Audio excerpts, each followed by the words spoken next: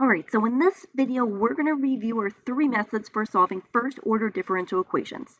So our three analytical methods are separable, linear, and exact. So we have this differential equation on the screen, and we're going to go ahead, we're going to solve that using each of those three methods. The first method we're going to go over is for separable differential equations. So this is how I'm breaking up the process. So my step one is to identify that I do in fact have a differential equation that's separable, because we know not all differential equations are separable. So if it's separable, it's going to look like this, or I'm going to be able to write it out this way. So we have like our y prime or dy dx equals g of x h of y. And so the important thing to note is that on that right-hand side, we have a product of two single variable functions. If we do, then we definitely can separate these. So then step two, I go ahead and I actually separate the variables. So I would get my y's and my dy on one side. I would get my x's and my dx on the other side. So just completely separate out the variables. Then we're going to go into step three, where we are going to go ahead and integrate both sides of this equation. So I'm going to integrate one side with respect to y. I'm going to integrate the other side with respect to x. Now, when I go ahead and I do the integration, I'm going to have a general solution. This is going to get me a general solution because I'm going to have that arbitrary constant in there. The constant of integration will be in my answer, right? So it will be a general solution. If I am looking for a particular solution, then I would go on to step four. I would be given some initial condition, something like this, a particular x, y value that I can plug in that's going to allow me to solve for that arbitrary constant and give me a particular solution. Now for this video, I'm just quickly reviewing the three methods, so I'm not going to look for particular solutions. I'm just doing a general solution for this video. All right, so here's our differential equation. Let's go ahead and solve it. So I'm just kind of looking at it. It looks like since I have like a product on either side, I can go ahead and probably separate these. So I'm basically going to combine my step one and step two. I'm just going to go ahead and start separating. The dy and the dx, they are already in the numerator on either side, on their respective sides, so I don't want to touch them. I'm going to leave them where they are. The other factors I'm going to kind of move around though. So like this x, for example, let's move that to the other side by dividing both sides of the equation by x. And then this sine of 2y, let's get that on the other side by dividing both sides of the equation by sine 2y. And the negative 2, I'm also just going to kind of keep that where it is. All right, so this is what I have right now. I've completely separated, right? I have my x, dx on one side, the y's, dy on the other side. That's going to take me into step three. I'm going to go ahead and integrate both sides of this differential equation.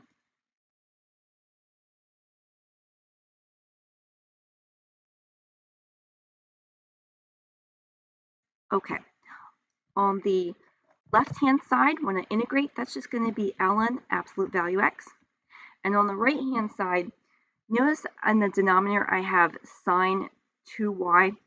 Its derivative would be 2 cosine 2y, which is in the numerator. So I actually have another log rule there.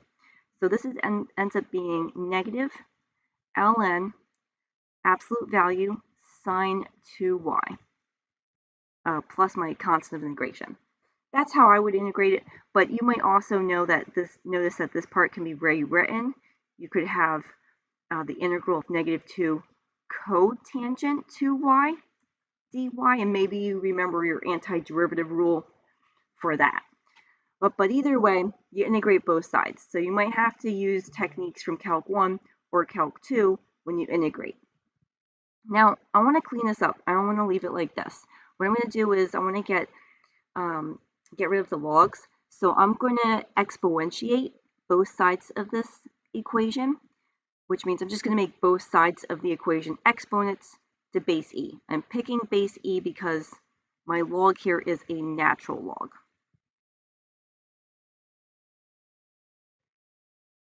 Okay, on the left-hand side, I'm just going to have the absolute value of x.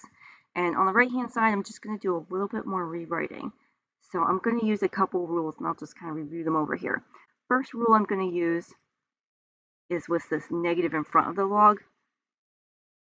You may remember from your log rules that you have this power rule, which is what I'm going to use. I'm going to keep the absolute values. We'll put like parentheses or brackets around the sign. And that's going to be to the -1 power. It's not an inverse trig function. It's going to end up being a reciprocal. And then the other rule I'm going to use, I'm going to combine two rules. The other rule is for your exponents. So just remember, if you have like a to the n plus m power, you can rewrite this as a to the n times a to the m, right? So I'm basically going to put that c, that plus c, is going to go on its own base, like that. Okay, not quite done. We're going to keep writing this a little bit more. Got my absolute value of x over here, and then this is going to go away, and I'm just going to have the sign in absolute values. And since it's to the -1 power, I'm just going to put it in the denominator. And then I have my e to the c, which we'll put that in the numerator. I'm still going to rewrite this a little bit more, so let's continue on the next slide.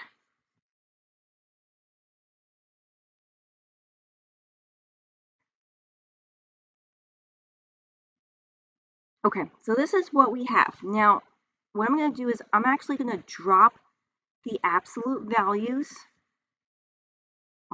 around the x and the sign. And in order to do that, I'm going to have to put a little plus or minus in front of this constant e to the c. So you have like this part here is like a new constant now.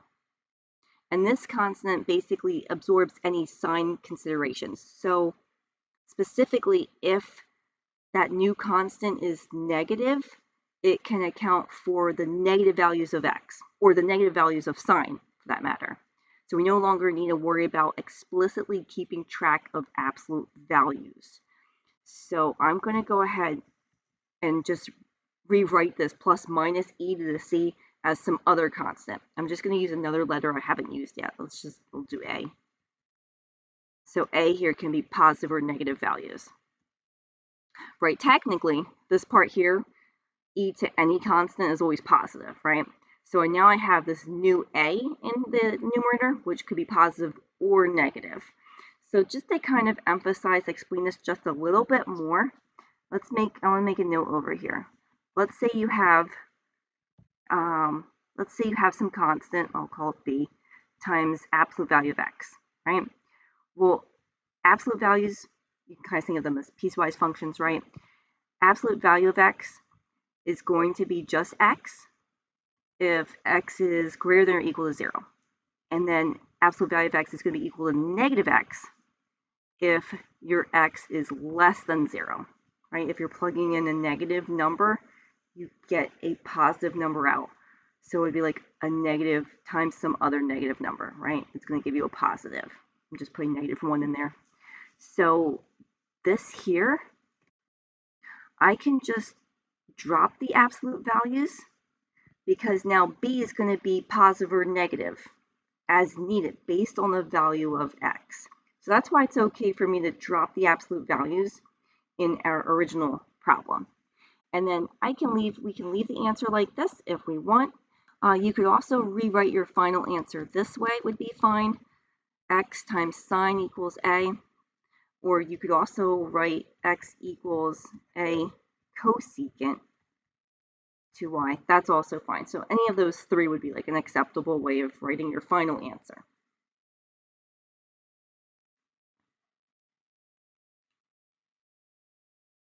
All right, now we're going to go into the second method, which is the linear.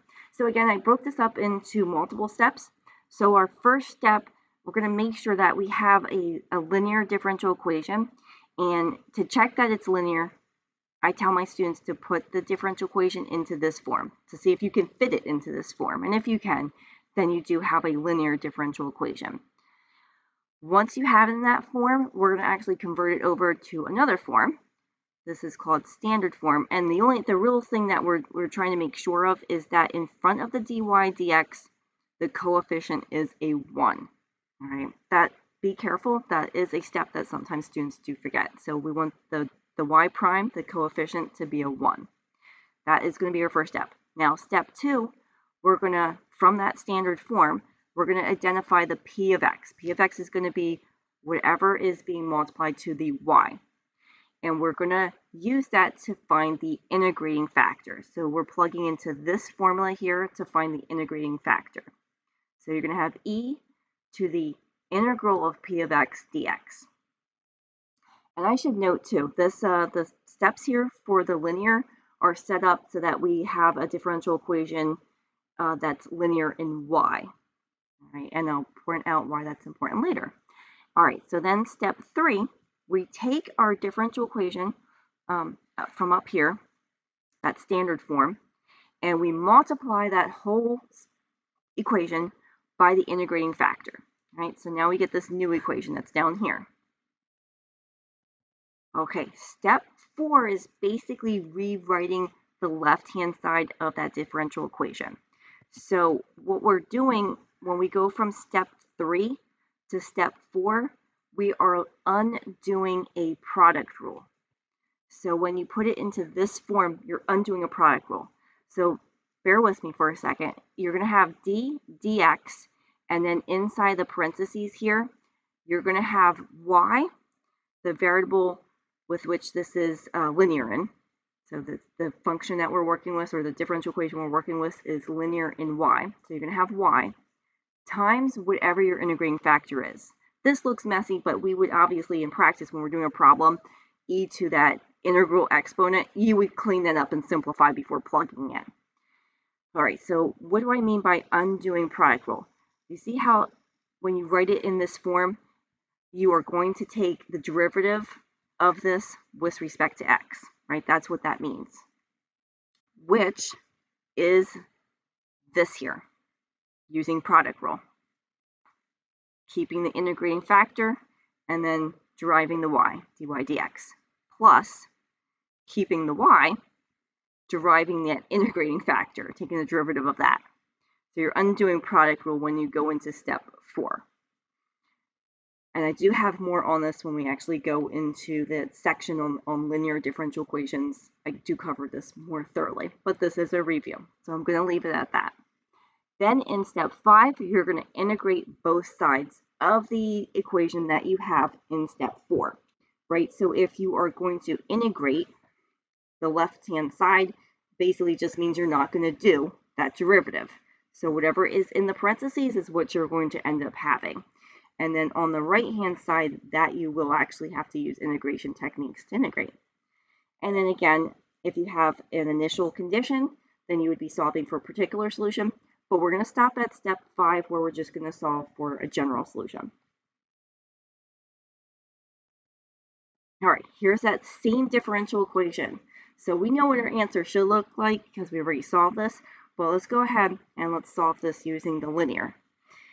So the first thing I'm going to do is get it into that form where I can test it and see if it's linear. Now notice this, if I rewrite it so that I have dy dx and I have negative 2x cosine 2y plus, actually let's make that plus 2, plus sine 2y equals 0. This is definitely not linear. Not linear in y. It's not. But you want to check to make sure it's linear in either variable. So now let's see, maybe it's linear in x.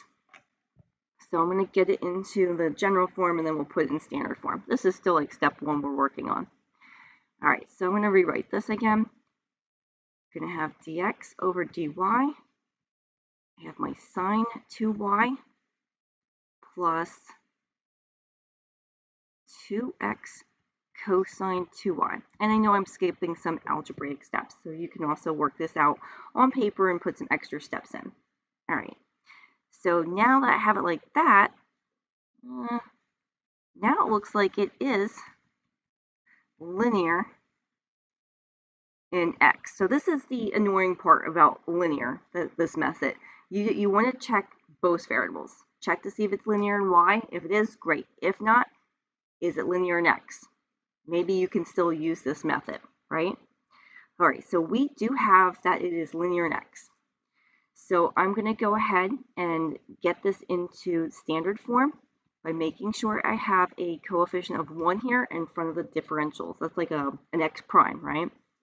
So I'm going to divide everything by sine 2y.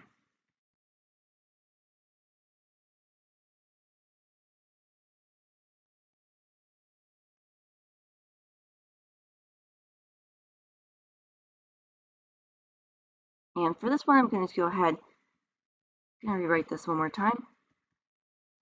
We saw cosine over sine earlier. If you want to go ahead and rewrite that, you can write that as cotangent. All right, this is all still one step. Now we're going to go into step 2. Well, I'm going to squeeze step 2 over here. Step 2 is figuring out what your integrating factor is. So you're going to have e to the integral of p of y now, dy, right? It's not going to match up with the steps exactly because the steps are written out in the previous slides so that it's linear in y, but ours is linear in x, so we're going to have to make that mental adjustment. So my p of y is actually going to be the 2 and the cotangent, not the x, just the 2 cotangent part. So we have e integral 2 cotangent 2y dy. And we actually did this integrating that. We integrate that earlier in the previous example.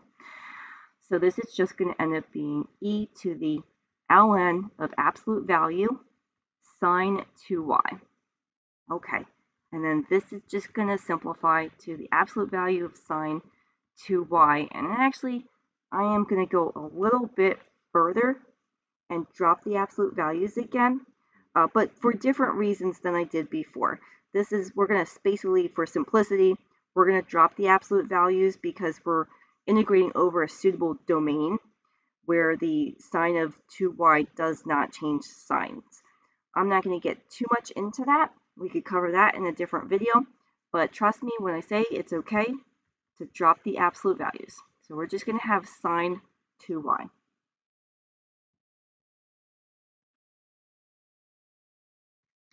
Okay, now we're going to do step 3. So step 3 is we're going to take the differential equation that we had in standard form from step 1, and we're going to multiply that whole thing by the integrating factor. So in step 1, we had dx dy plus x 2 cotangent 2y equals 0. That's what we had from step 1.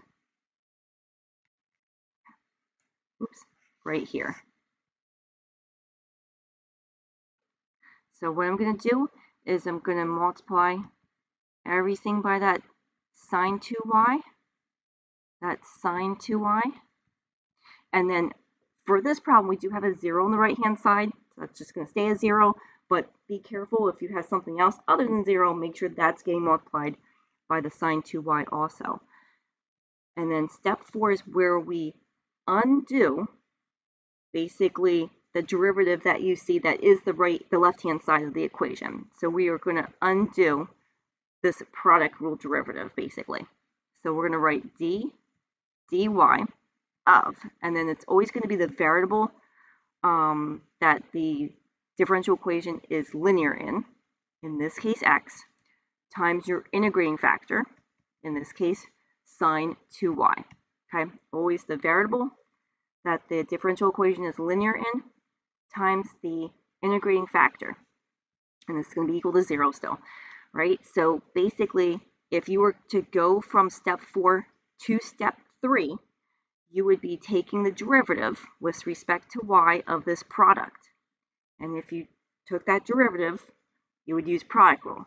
So you would keep the sine part, take the derivative of x, that's your x prime, plus keep the x, take the derivative of sine 2y, which it is this part here, trust me.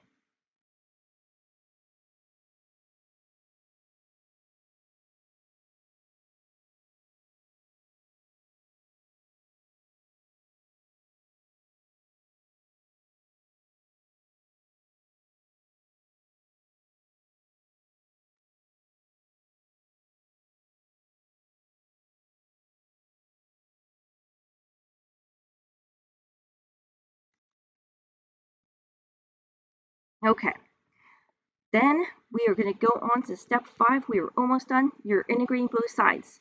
So if I'm integrating the left-hand side, I'm just not going to do the derivative that's like set up.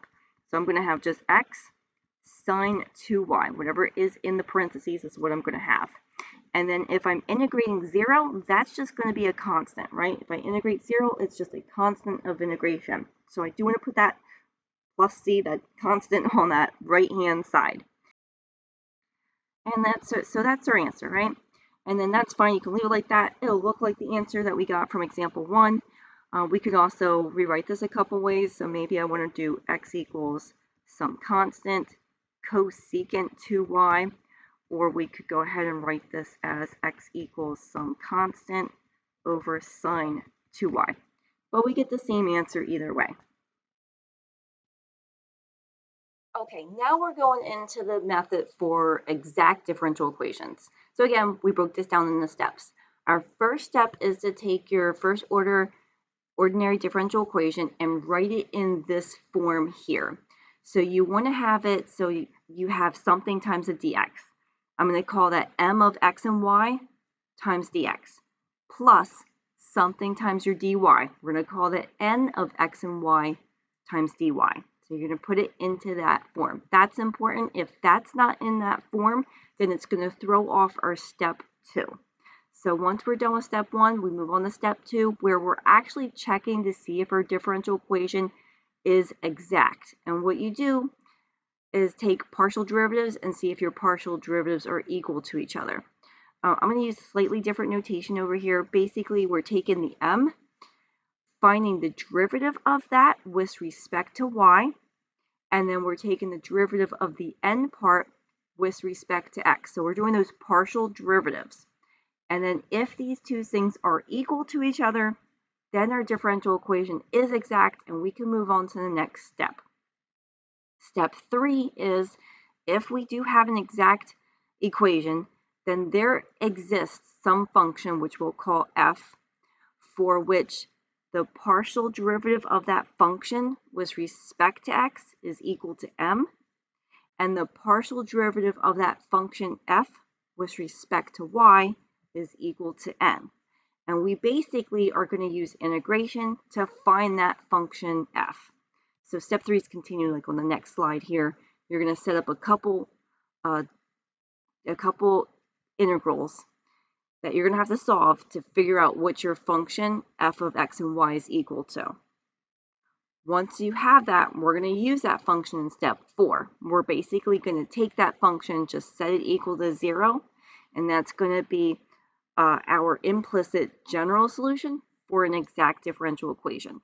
And then, like I said before, if you do have an initial condition, maybe you'll be able to find a particular solution, but we're just going to stop at step 4 for this review. All right, and here's that differential equation again. So step 1, I'm going to go ahead and rearrange the terms to get it to fit that form that I need to be in. So we're just going to move that term on the right-hand side to the left-hand side. And this is going to be equal to 0. So this here is my m of x and y. This here is my n of x and y. So go ahead and I'll label those. Then we can move into step 2 where we're checking to see if this is an exact differential equation. So you're going to look at the m, take the derivative of that with respect to y. So when we take the derivative of sine 2y, we're going to get cosine 2y. And then the derivative inside is 2, so we're using chain rule to multiply the front by a 2. Then we're going to take the derivative of n with respect to x. So we're looking at the second part here. We're treating y like it's a constant, so when we take the derivative with respect to x, we're just going to be left with a 2 cosine 2y. And then notice how these are in fact the same. That means we do have an exact differential equation, and we can use this method, so we can continue on to step 3. Otherwise, we'd have to look for a different method to use. All right, so now this is where we try to find our function f of x and y. So what we're going to do is we're going to take this first term here, just put an integral sign in front of it. We're just going to integrate that first term. And you have a dx in the back, so it's going to tell you which variable to integrate with respect to. So when we integrate this with respect to x, we're treating y like it's a constant. So this is just going to be x sine of 2y plus, and here's where I'm going to put like a placeholder. I'm going to call it g of y. But this represents any terms that didn't have x in it. Maybe terms that did have y that would have gone to 0 when you took the derivative of this with respect to x to get this. Now we're going to do the same thing. We're still trying to build this function f of x and y. So we're going to take the other term, put the integral sign in front of it, and then just integrate. And we have a dy in the back, so it's literally going to tell us which variable to integrate with respect to. So when I integrate with respect to y, I'm going to treat x like it's a constant. So this is just going to be x sine 2y when you integrate that, plus, and here I'm going to put like another placeholder, I'll call it h of x, and this would represent any terms that had maybe x in it or constant terms that would have become 0 when I took the derivative of this with respect to y to get this over here. All right, so then the last part of step 3 is you write down your function f of x and y by looking at these terms here.